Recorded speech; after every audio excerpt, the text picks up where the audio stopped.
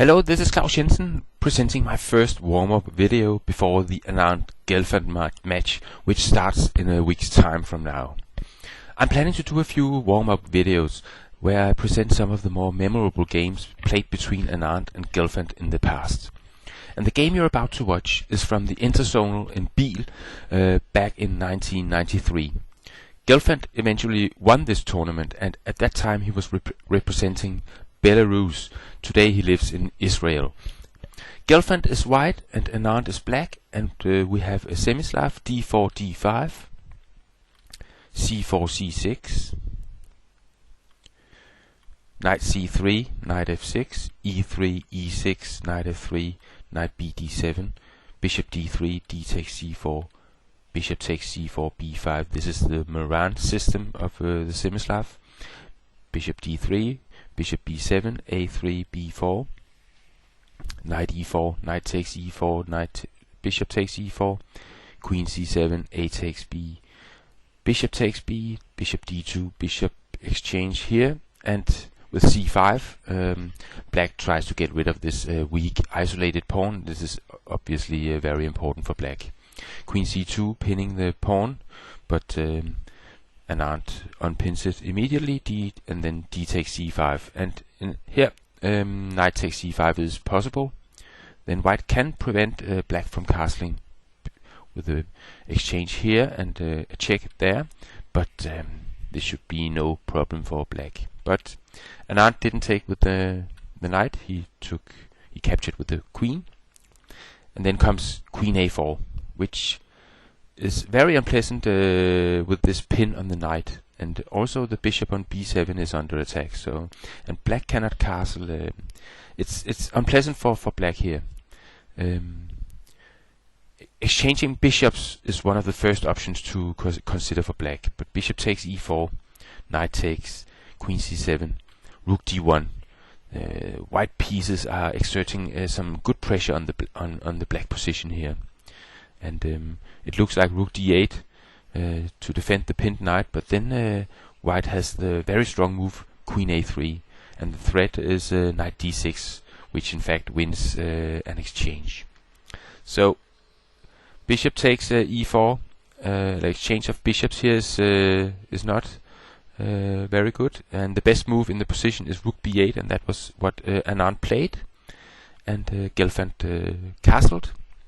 And here Anand finds an interesting solution to his knight problem. He simply castles. And the idea is that after queen takes d7, then rook f to d8, then the idea is of course that when white moves his queen, then the knight on d2 is hanging, and black wins his knight back immediately, and he should be okay here.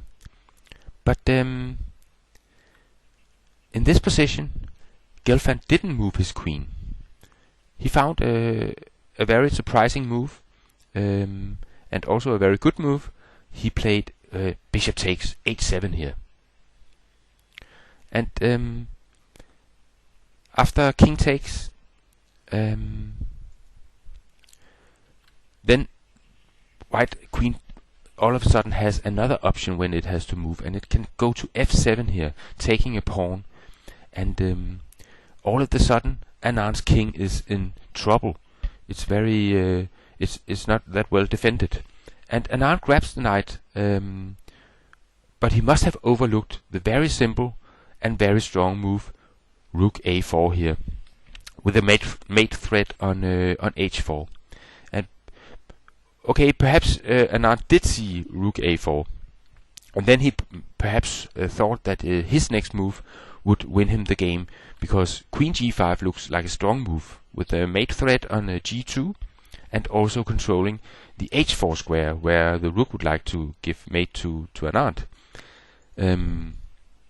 Unfortunately for Anand, there's another simple and strong move for Gelfand, addressing both these issues, and the move is of course g3, defending the mate on g2 and supporting rook h4 on the next move. And Anand is defenseless. He played e5, and then came rook h4 check, and Anand has to give his queen for the rook. So queen takes, g takes, rook d6, h5, bishop e4, queen e7, rook b to b6, queen takes e5, rook e6, queen f4, and here Anand resigned the game.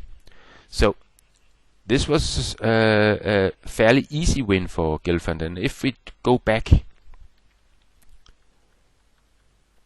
to bishop takes h7, this is the interesting position.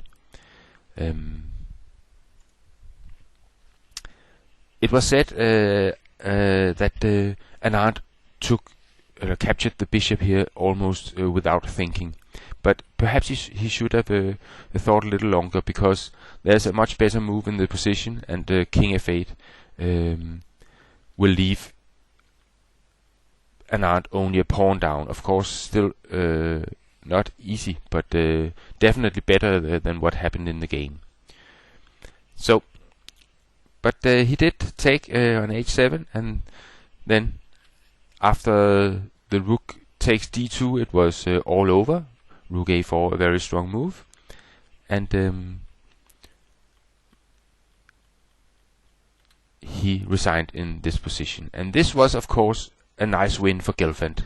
And overall, he has beaten Anand 6 times in classical chess. But this was in fact the last win against Anand. And remember that this game is almost 20 years old. So the big question is, will he be able to win in the upcoming match against Anand? Well, we'll see.